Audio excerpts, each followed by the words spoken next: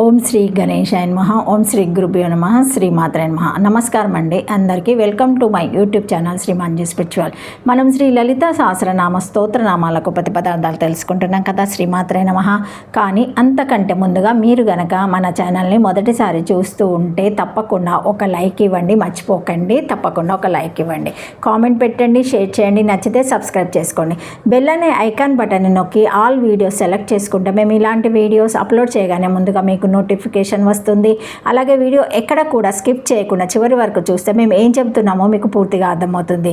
కావున దయచేసి అందరూ అర్థం చేసుకోవడానికి ప్రయత్నం చేయండి, కామెంట్ పెట్టండి, లైక్ తప్పకుండా చేయండి, ప్లీజ్ షేర్ చేయండి ప్లీజ్. ఇంకా వీడియోలోకి వెళ్ళిపోదాము. శ్రీమాత్రే నమః. 679 నామము బృహస్సేన, 4 అక్షరముల నామము. ఈ నామంతో అమ్మవారికి నమస్కరించేటప్పుడు బృహస్సేనాయ నమః అని చెప్పాలి. బృహత్ గొప్పదైన, సేన గలది. అమ్మవారికి ఉండే చతురంగ బల సైన్యాల గురించి బండాసుర వధకు సంబంధించిన నామాలున్న ప్రథమ భాగంలో విపులంగా వివరించబడింది. ఇవి భౌతిక బల ప్రదర్శనకు, జ్ఞాన దర్శనమునకు సంబంధించిన వివరాలు. అనంతములైన వేదాల్లోని రుక్కులు, సామలు, యజస్సులు తదితర మంత్రాలు అన్నీ జ్ఞానస్వరూపిణి, భాషారూపిణి అయిన అమ్మవారికి సంబంధించిన జ్ఞాన సంకేత సేవ వాహిని క్రిందకే వస్తాయి. బృహత్తరమైన సేన కలది, బృహత్తరమైన జ్ఞాన సంకేత సేన వాహిని కలది అని ఈ నామానికి అర్థాలు చెప్పుకోవచ్చును. శ్రీమాత్రే నమః. హద్దులేనంత చతురంగ బలము గలది బృహస్సేనాడాను రాజస్వరూపురాలు. హద్దులేనంత చతురంగ సేన గలది లేదా బృహస్సేనాడును రాజస్వరూపురాలు. శ్రీమాత్రే నమః. 680 నామము భవభావ వివర్జిత, 8 అక్షరముల నామము. ఈ నామంతో అమ్మవారికి నమస్కరించేటప్పుడు భవభావ వివర్జితాయ నమః అని చెప్పుకోవాలి. భవ ఉండటము, అభవ ఉండకపోవడము అను 2 స్థితులచే వివర్జిత విడవబడినది. ఉండే స్థితిని భావమని, ఉండకుండా ఉండే స్థితిని అభవమని అంటారు. ఉండకుండా ఉండడం ఏమిటి? ఇది కూడా ఒక స్థితేనా అనిపించవచ్చు. అవును, ఇది కూడా ఒక స్థితి. ఈ ఉండకుండా ఉండే స్థితి అంటే అభవము ఒక రకంగా కాదు, 4 రకాలుగా ఉంటుందని గూఢతర్కిలు చెప్పారు. వాటి పేర్లే: 1 ప్రాక్ అభావము, ప్రగభావము, 2 ధ్వంస అభావము, ధ్వంసభావము, 3 అనన్య అభావము, అన్యోనాభావము, 4 అత్యంత అభావము, అత్యంత భావము. ఒక వస్తువు తయారు కాకపూర్వము ఆ వస్తువు ఉండని స్థితిని దాని ప్రగభావము అంటారు. ఒక వస్తువు పూర్తిగా నాశమైపోయిన తర్వాత ఆ వస్తువు ఉండని స్థితిని దాని ధ్వంసభావం అంటారు.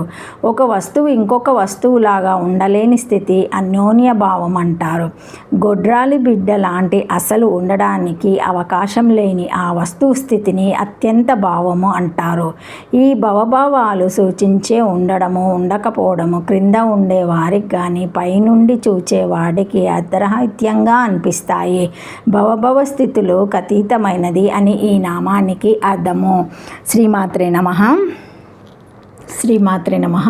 భవ ద్రవ్యగుణోదయ అభావ ప్రగభవదయ తైరుభయారపి వివర్జిత నను ఉభయశః మా భవస్యాపి అభవపత్యే చ తదేత్వ కథం అభవ వివర్జితత్వం కించ ప్రగభవ ప్రధ్వంస అత్యంత భవాధ్యాయోపి ద్రవ్యగుణాదితి ప్రతియోగిక ఏవ వక్తస్య ప్రకారంత యోగత్ తత్యస్య ద్రవ్యభవౌ భవే ద్రవ్యత్వం ద్రవ్యభవే చ ద్రవ్యభవత్వమేవ అపద్యత ఇతి కథం భవభవ వివర్జితత్వమితి చేత్ నా వ్యాసాపోదేరవః పరిహృతాత్ తదుక్తం స్కందే యజ్ఞవైభవఖండే అధిష్టాన వశేషు శ్రీ నాశకల్పిత వాస్తునేహ భవసేవ హి అభత్వం నాశో భవస్య భవతా భవభవ స్వరూపాభ్యం అన్య ఏవ హి కల్పితః అధిష్టాన్యస్య నాశో నా సత్య తదేవ సర్వదా